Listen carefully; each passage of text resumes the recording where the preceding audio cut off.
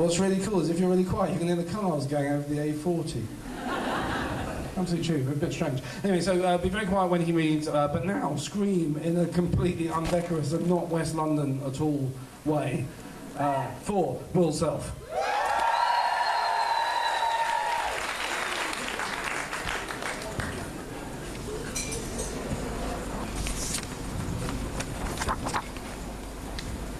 A frozen moment at U.S. Immigration, John F. Kennedy Airport, New York.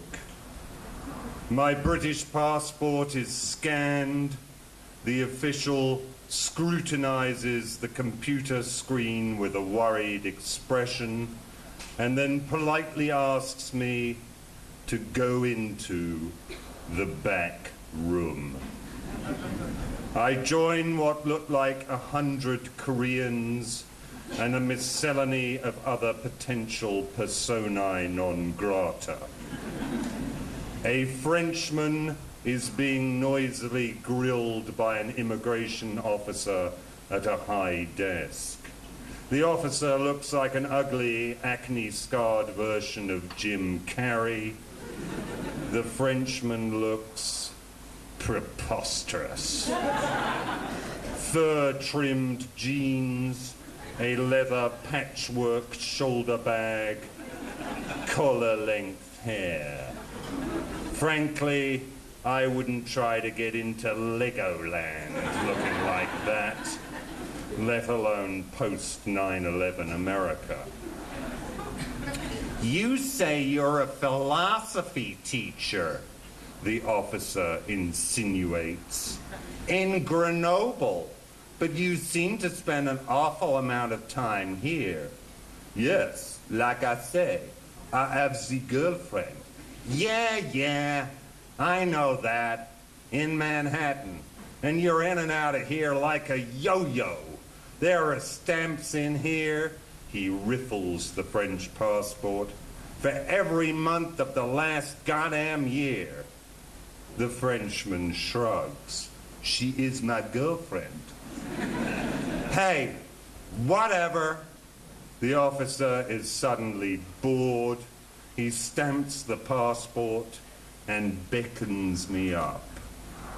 Now, Mr. Self, are there some little things you maybe aren't telling us about yourself? Well, my voice drawls from deep in clubland. There are perhaps one or two trifling drug offenses. Ancient history, really. We're gonna have to deport you. You cannot come in on a visa waiver form with prior narcotics convictions. You'll have to go back to London and apply for a visa there. My heart sinks, then steadies. Look, officer, I say, would it make any difference if I told you that I was an American citizen? The Jim Carrey-alike scrutinizes me intently. What makes you think that? I tell him that my mother was a citizen, born in 1922 in Columbus, Ohio, and that she registered me at the US Embassy in London when I was born. Carrey says he will check this information out and shoos me back to the bolted down seats. Over the next 2 hours, all the Koreans and some Africans with impressive psychotization scars are admitted to the land of the free. The only people left are me and a silently weeping German family, comprising late middle-aged parents and a grown-up daughter. Apparently, the paterfamilias failed to get an exit stamp in his passport when he departed in 1987. Jim Carrey and I have struck up an acquaintanceship.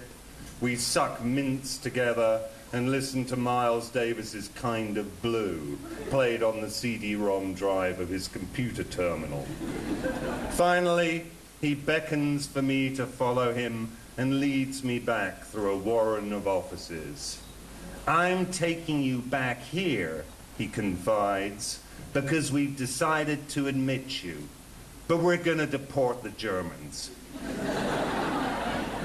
And," he pauses significantly, "I don't want to upset them any more than necessary." In the back office sits an older, heavier-set man with a strict moustache and iron-filing hair. The stars and stripes limps on the flagpole by his desk. He looks up from studying my passport when Jim and I enter. "So, Mr. Self," he asks without preamble, "what exactly do you think you are?"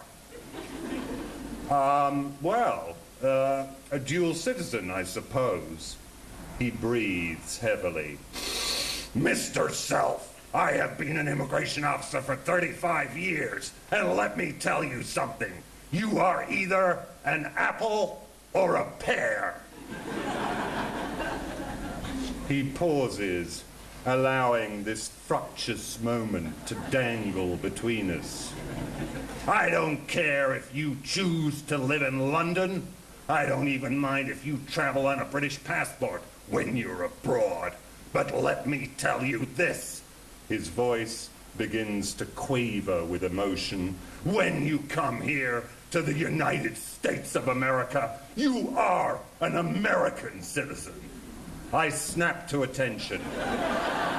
The battle hymn of the Republic swells in my inner ear as I deftly circle my covered wagon in front of the Lincoln Memorial, leap out, and march forward to receive the Pulitzer. "Sir! Yes, sir!" I bark. On the way out, Jim Carrey passes me my British passport. "I don't even want to hold this." His voice is also choked with patriotism, "because it offends me to see you traveling on such a document."